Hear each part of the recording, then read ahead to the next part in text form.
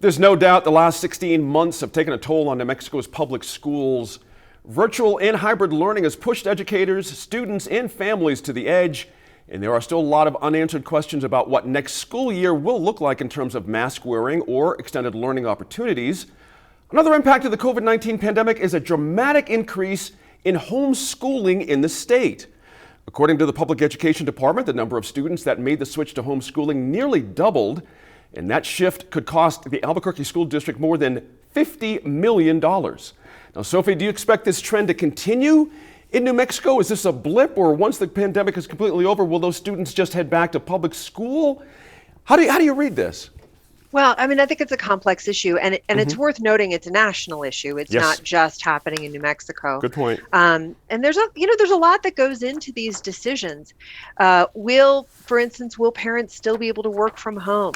What will be the status of unemployment payments? Can you afford to stay home and homeschool? What programs, will continue to be available? I think that's probably the most stable of these issues is that there is quite a bit of programming available for kids who are homeschooling. But all of these things are going to come into play. One of the things we know about this pandemic period is that it's been especially hard on women, that women have had to bear, a disproportionate cost in terms of caring for children, homeschooling, et cetera. And so each household's got to be making its own decision about, can it afford to do it? What are the benefits to doing it? And certainly we do here. I remember actually about a year ago, I sat on this panel and said, I think there are going to be students who find that learning from home is better for them. And that is part of what we're hearing now too. I think I sounded like I was out of touch back then, but we were already hearing a year ago that some kids are doing better at home. And that's part of what we're seeing in this discussion. The impact though on the school systems with so many fixed costs that they will have difficulty shedding as their funding formula means that they get less money. That's going to be, I think, a crisis for education across the country and in New Mexico in the coming years. I want to circle back to that. That's a very good point there. Dan, is part of the fact of this the fact that parents and family members, they were just simply more involved in their own students' education out of necessity, as Sophie just mentioned? But now it seems to me the PED has a sales job to convince these families to come back to the public classroom going forward and actually make the case to these parents that it's better for their kids to come back to the classroom.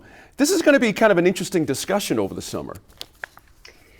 Yeah, no doubt. There are also some broader demographic changes that are affecting, the number of school-age children in New Mexico has been dropping in general. And so I think this homeschooling trend is contributing to that. And I think you're right that public schools do have to persuade these families that it's safe to come back, that it's effective to come back. And it could be that some of these families decide that, homeschooling was the right choice and they want to continue doing it. But there's certainly some interesting trends that are going to force New Mexico to rethink some of its education efforts. Yeah. Merritt, it's this double-edged sword here for public schools. They get funding from the state on a per-student basis, as Sophie mentioned. That's another tough pill to swallow for districts. But the state does have some federal COVID relief money to cover them in the short run. But is this the time to make some adjustments moving forward? Is this little window we have when we have some federal money coming in?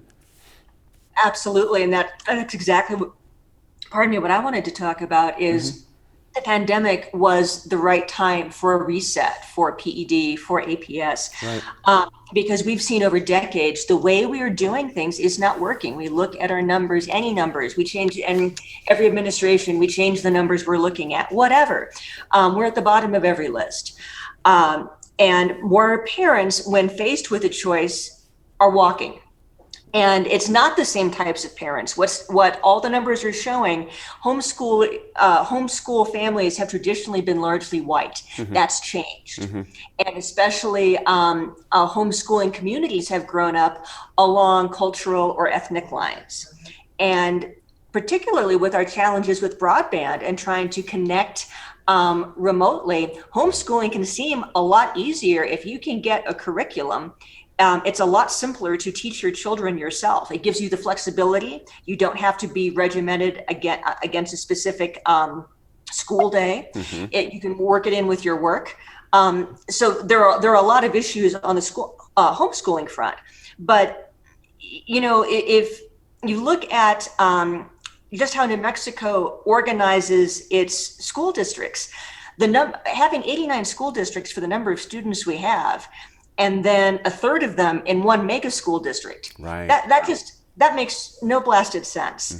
So I think this is a great opportunity to take, to your point, to take that money and really do a reset and figure out what is best for our children, because we've not been serving them. And it's not just a problem that this PED has created. It's one that's been inherited and building and snowballing over decades. Good points there. Good. Some interesting stuff to think about there.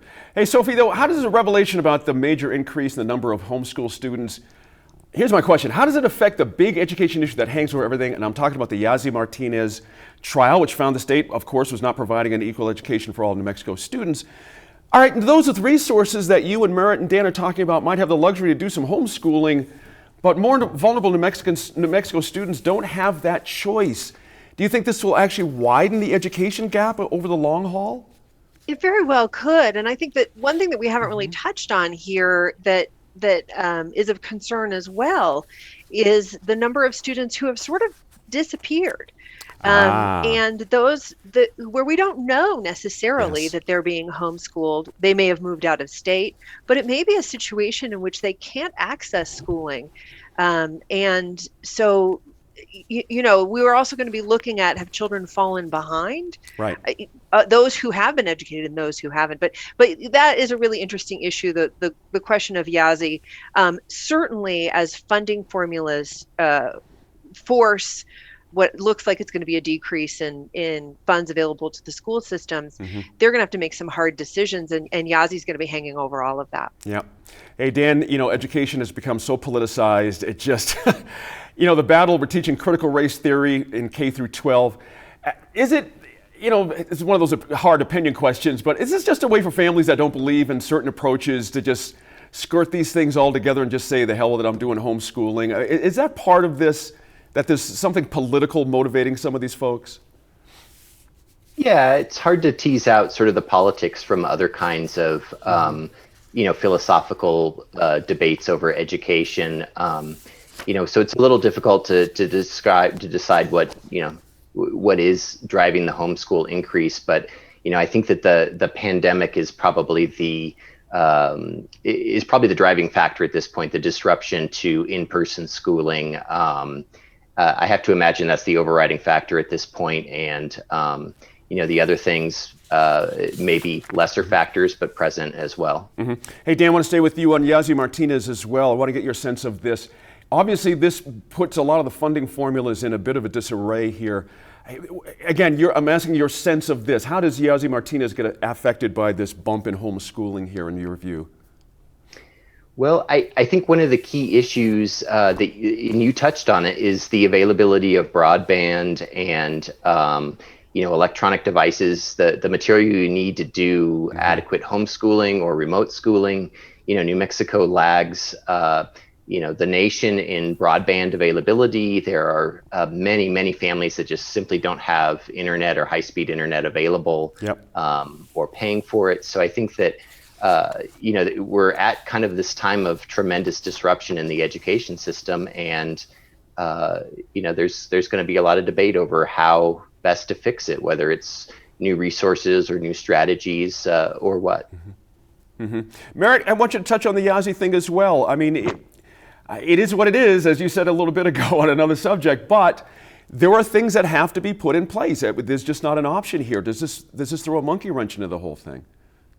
Well, and I think to Sophie's point, when we can't find some of the most underserved students because they've disappeared from the school system, it certainly doesn't make it that much harder. So we have that issue. To Dan's point, that the remote access and the broadband issues, the tools that children really need to learn. I think learning without internet or without a laptop or tablet is going to put children further and further behind.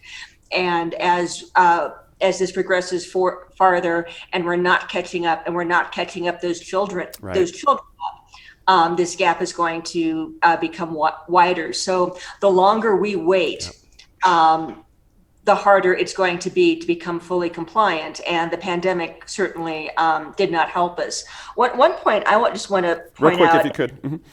it's a little tangential, but one thing about the rise of homeschooling, quite typically, the homeschooler is the female parent. And we've already seen women dropping out of the workforce, and this trend is going to continue to keep women out of the workforce. And I just wanted to throw that out. That's going to be something that is a generational gap. I think that we see for the next generation is the pandemic, the COVID-19 women in the workforce drop. Gotcha. And it did tie to homeschooling. Gotcha. Good points there. Glad you got them in.